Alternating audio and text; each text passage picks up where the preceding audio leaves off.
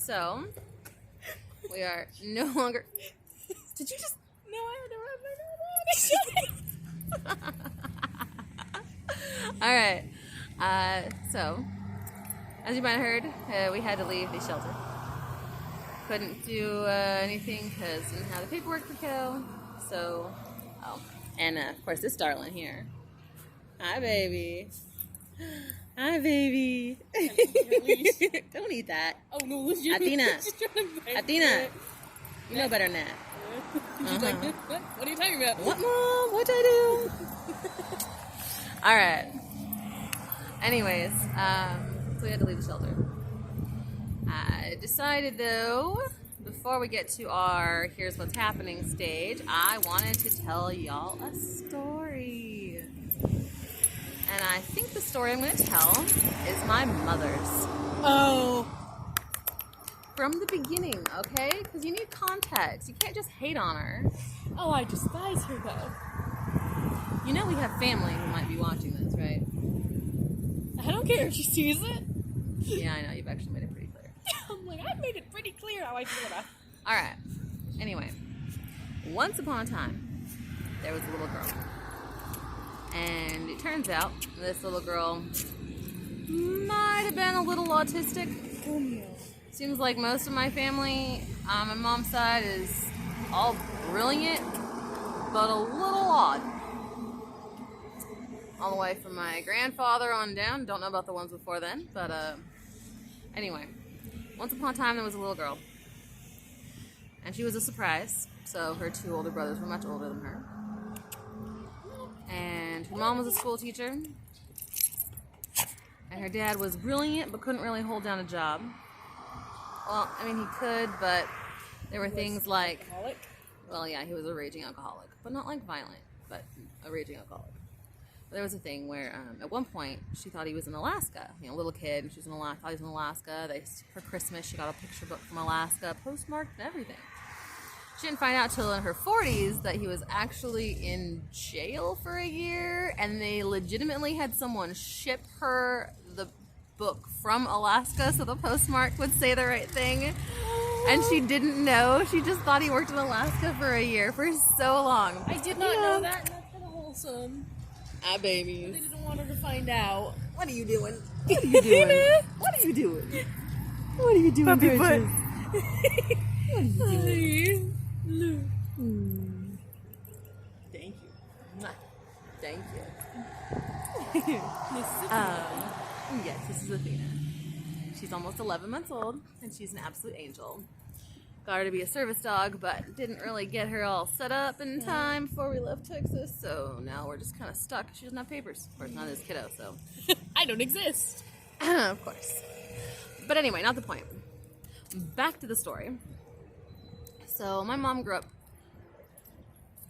a little different than most kids. For one thing, her parents got divorced in the 60s, which wasn't really dumb. Gotta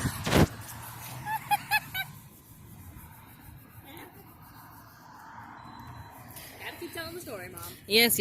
Anyway, so her parents got divorced, and she ended up in a variety of ways. I guess she's always been really interested in studying. Like everyone in my family, except for me, apparently, was really good at studying. And she ended up living with a different family during the week, during like junior high. I'll keep rubbing. Living with a family during the week during junior high, and on the weekend she'd go home to her mom. But that was the way she could attend school, because I guess they lived too far outside town. It was when they were living with the grandparents on the farm. That was actually after they got divorced, though. He was a good dad while they were together. But after they got divorced, they were like a really, really, really... Somehow they're so British. So British. Despite never being in Britain. She was in Britain. Her mom took her there for like 3 weeks after she graduated high school. But, You know what I meant, though. somehow she's so British. Like, one day she got a phone call from her dad. And they had a lovely conversation. And for the first time ever, they tell each other they love each other. I tell my munchkin like 20-something times a day. By the way, I love you, Mom. I love you too, baby. I tell her so much. I tell him so much. that I love him so much. But they never said it. And they don't do physical contact.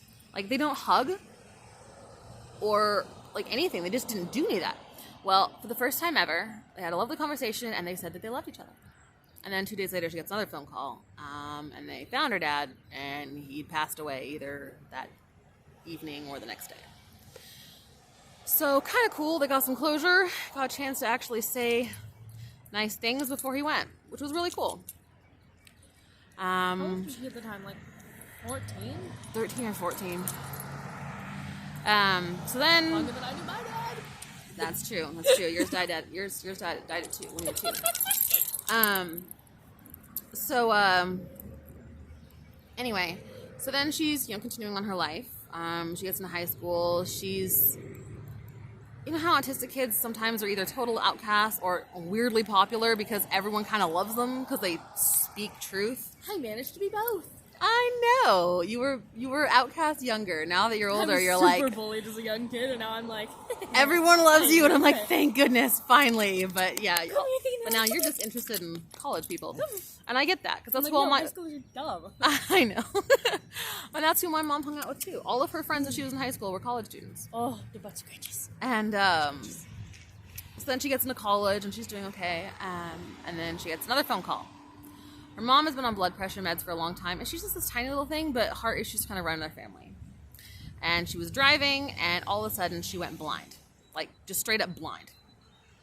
I don't know how she didn't crash pulling over the side of the road, but I guess she could sort of see enough that she was able to just pull over.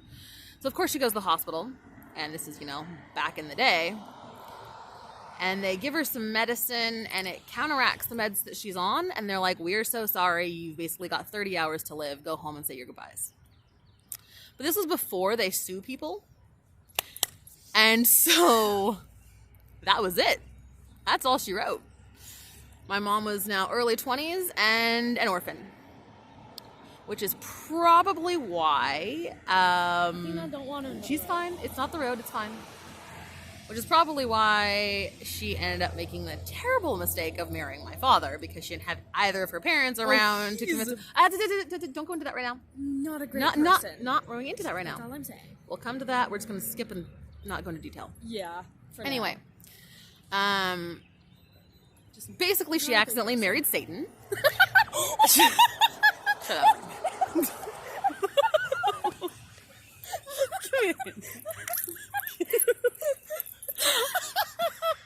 Whatever.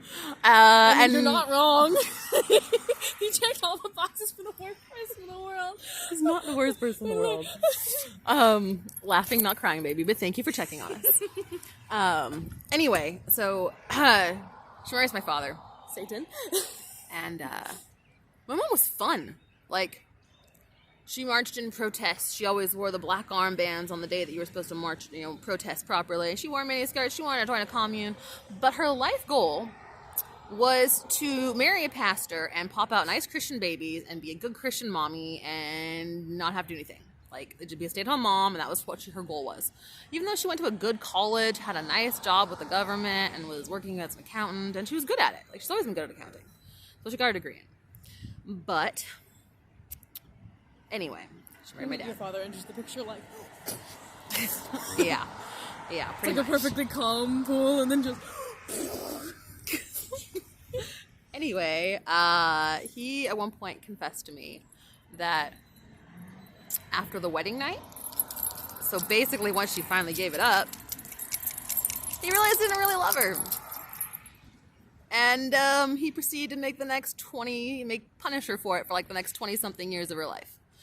Which is why she's a broken shell of a human being. And I don't blame her. I don't blame her for her damage, but I also couldn't let her be around my kiddo anymore because I love my kiddo more than anything, and nobody gets to damage my kid, not even my own family. So, like, I don't completely blame her, but also she should have a little bit more self-awareness on some things. I know, but nobody believes in therapy. They're all nuts.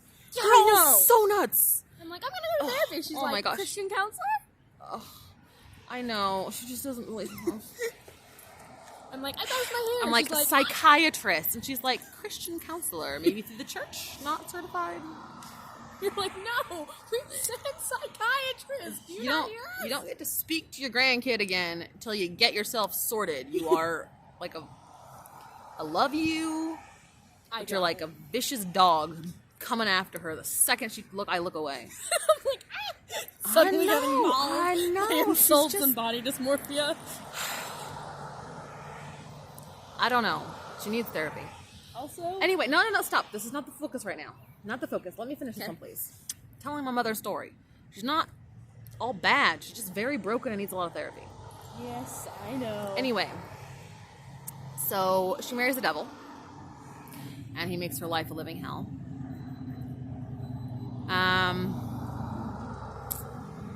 Yeah.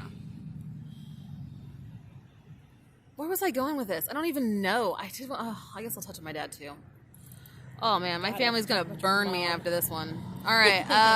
They've already burned me and almost disowned me. It's a good thing we basically don't have a relationship with any of them. This could hurt with my brother, but that's okay. We'll figure it out. Basically, my father in my book has 3 massive sins. And I don't usually address sins to people because I'm not that type of person, but there are 3 in my mind. 1, bestiality. 2, pedophilia. 3, master freaking gaslighter. I mean, his whole life.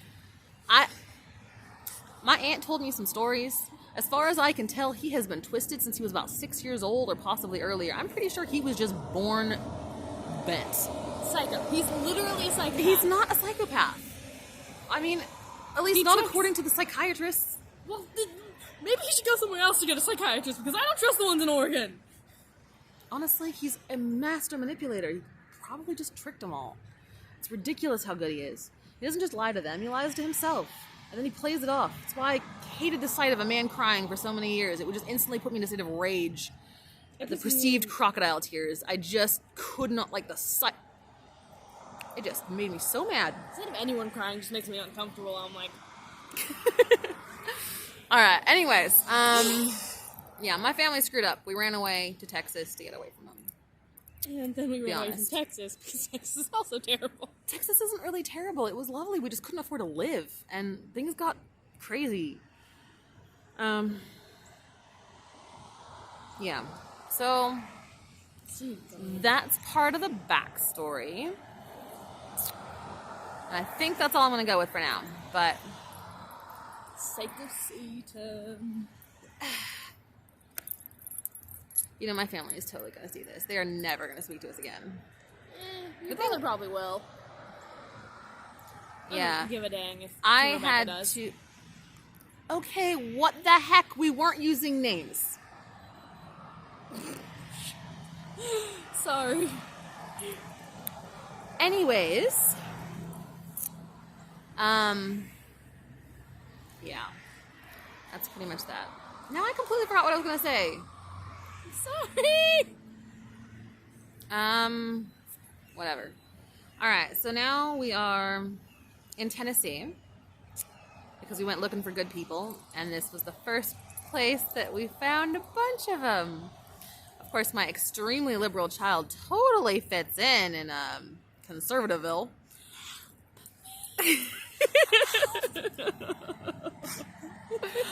And we really don't have a plan or an idea what we're gonna do, but we're here and we're together.